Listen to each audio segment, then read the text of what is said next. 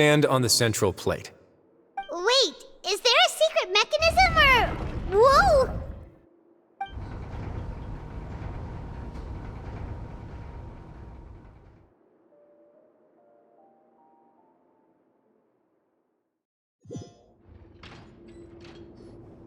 So, this is the Forbidden Zone? Honestly, for a place so well hidden, Paimon sure doesn't see anything special. What a huge door! There are 3 such isolation gates in total. Generally speaking, I'm the only one who's allowed to go inside. Hence the name Forbidden Zone. Am I correct to assume you're going to run on back and tell your little Fatui friends everything? Well, Well, I'd advise you wait until you've seen the whole...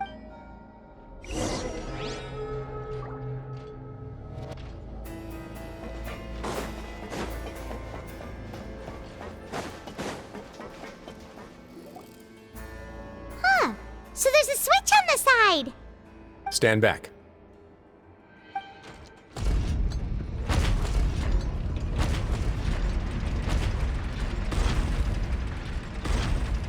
Whoa! They all just went up one by one! Go on, have a look.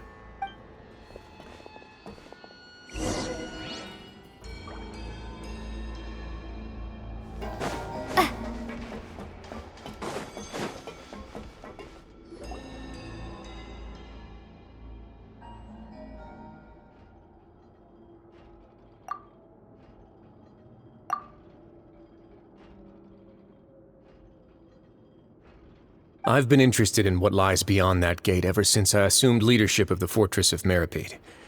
Of course, it would be unwise to recklessly open it, but it'd also be risky and negligent to simply ignore any potential danger that could be behind it.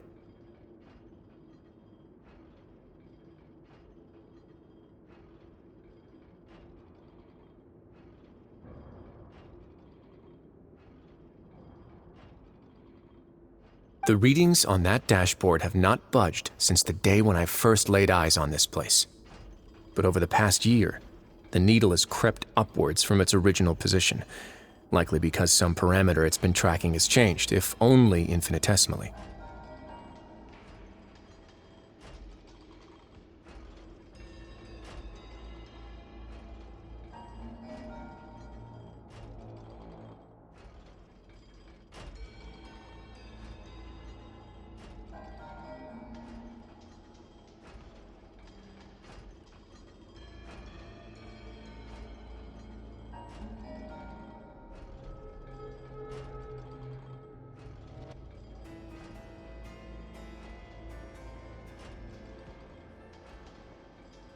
Normally, I would have ignored it, but I happened to have some free time when I noticed it, so I investigated. Any very reasonable guesses? I've considered both of those as well. Unfortunately, our dashboard is tracking something less ordinary.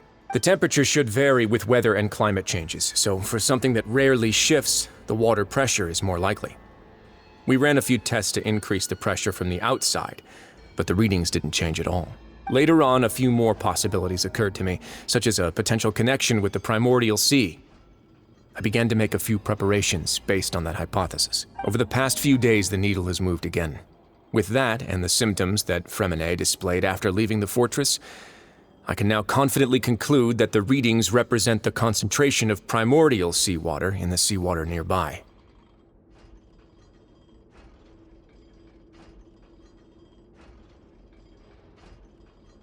The concentration of primordial seawater? But we're already under the sea!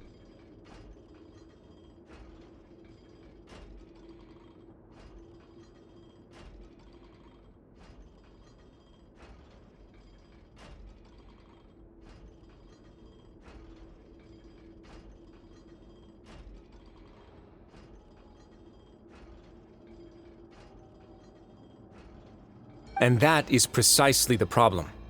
We're at the bottom of the sea, and now we're surrounded by toxic seawater. Somehow, primordial seawater got mixed in, and the concentration is steadily rising. Yes, that's very likely. But forget about the two of us! Not could be, much less where we could find and plug a leak. Oh. Oh! Seems like you've figured it out. I believe the primordial sea lies directly beneath this sluice gate. For some reason, the primordial seawater levels have risen significantly, and it's now very close to us. The indicators are now red. Although the gate still stands, some primordial seawater has already leaked out and mixed into the sea around us. If this continues, soon it will no longer be able to hold back the primordial sea at all.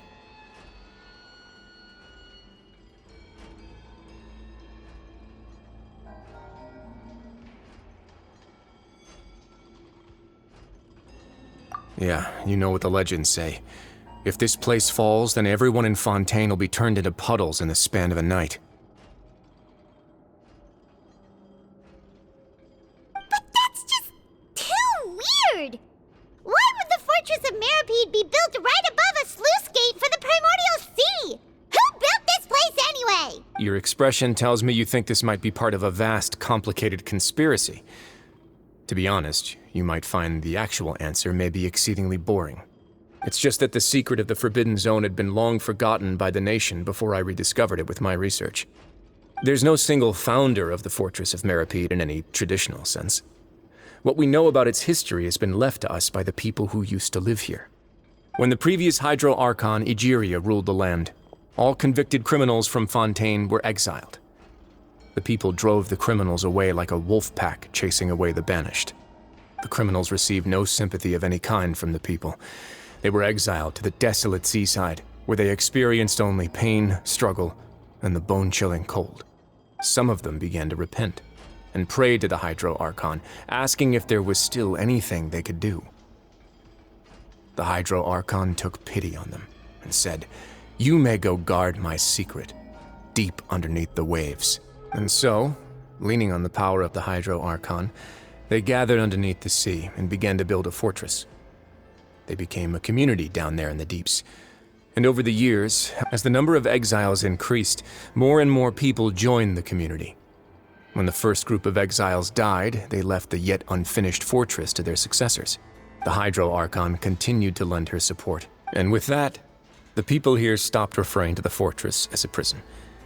They saw themselves as repenting sinners who would regain their freedom once they had sufficiently redeemed themselves. But as time went on, people also realized that the fortress was a lonely place.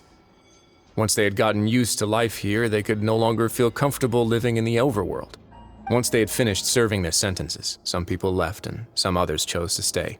They'd find some idle position and let their withered souls fade away with the ancient secrets of the past.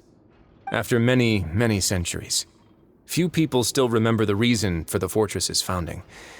Now they just see it as an integral pillar of Fontainian society, as the place where criminals deserve to be sent. Now and again, researchers manage to break one law or another and live out their days in the fortress. I learned all this from an elderly historian. Everyone else just thought he'd made it all up. But now you know every part of that history is true. Indeed. It's just as the prophecy says. To be frank, not really. But sadly, that hasn't stopped this prophecy from proving all too accurate. Prophecies are troublesome things. Just hearing one will create the first wave of panic. Seeing signs of it will bring about the second, and actually witnessing it in real time, the third.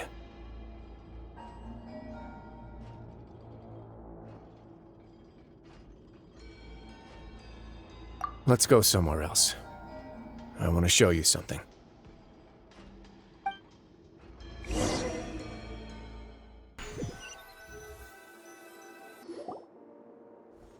This is it. Your Grace, perfect timing. The results from our last round of experiments have... Wait, Jurier, he's not alone! Huh? Lorvine and Jurier? No need to panic, you two. I've already told them about our plan. What? After you warned us not to tell a single soul about any of this? I'm skeptical as well. Are you sure they are trustworthy? The results speak for themselves, don't they? These two may already know more than you could ever imagine. All right then, if Your Grace insists. They seem harmless enough, so I'll trust them for now. How about some reintroductions? This is Jurier, one of the highest-ranked researchers from the Fontaine Research Institute. Good. Saves me a bit of time explaining. Edwin's main areas of research were archeum and gravimeters. As his assistant, Jurier is quite familiar with them as well. I hired him to be my technical consultant. You... What a lovely idea. I'm already imagining it in my head. You want to blow up the fortress of Meripede? What a lovely idea. I'm already imagining it in my head. Gotta admit, I'm tempted as well. Guys, focus! Focus! That taskmaster over there is Miss Lorvine, and is also one of my technical consultants. While Jurier used to be Edwin's assistant, she used to be Jurier's assistant. Ooh, are they together? See, everyone keeps asking this question. Are you too sure you're not a couple and just using your work as a convenient cover? Your Grace, I am not in a relationship with this man. If I dated her, I'd officially be madder than Edwin. Jeez, forget I said anything then. Follow me. Whoa, there's another door that goes right up. Your constant amazement makes it seem like the fortress can do anything. But Paimon really thinks everything's super cool.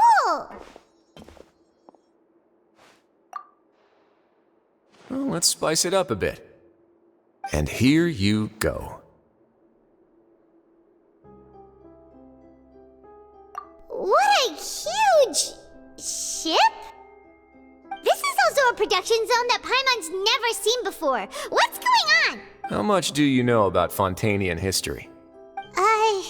Not much at all.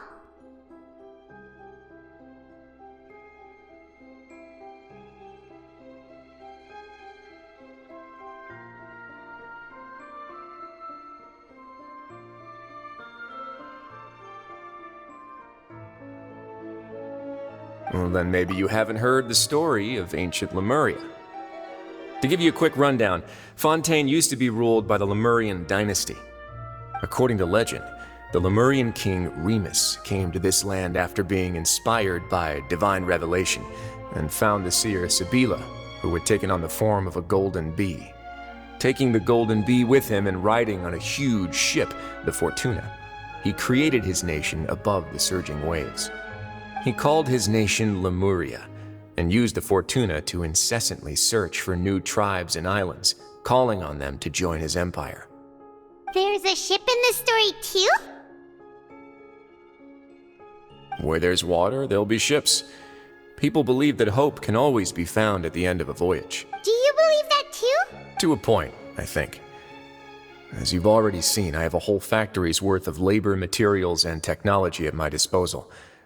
Certainly can't hurt to give it a try. So the moment I began to speculate that the primordial sea might lie underneath the gate, I also began this project. Were you inspired by the legendary Fortuna? Maybe. Fontainians need something to hold on to cope with the impending disaster. Were the workers to find out the truth behind this ship, riots would destroy the fortress faster than any catastrophe. As the fortress's administrator, I'd never make such a reckless call. All right, that's enough talking for now. I'll need another 3 cups of tea to soothe my throat. Do you have any other questions? Seems like you're good. Come on, I'll take you back.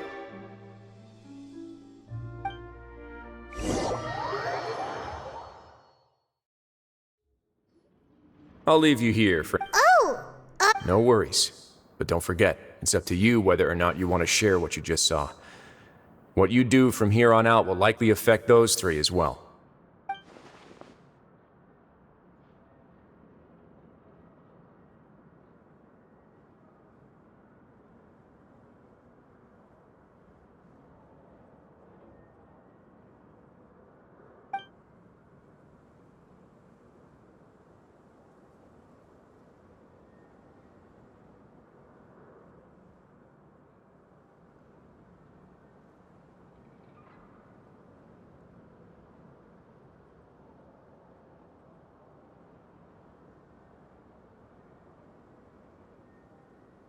Yeah, we'll put a lot of thought into it for sure.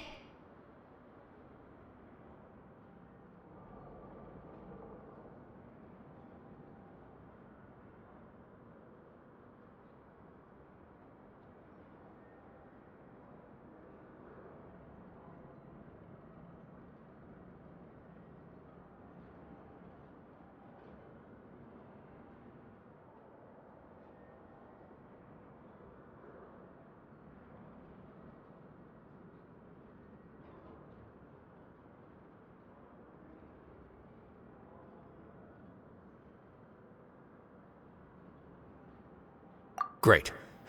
I look forward to what happens next.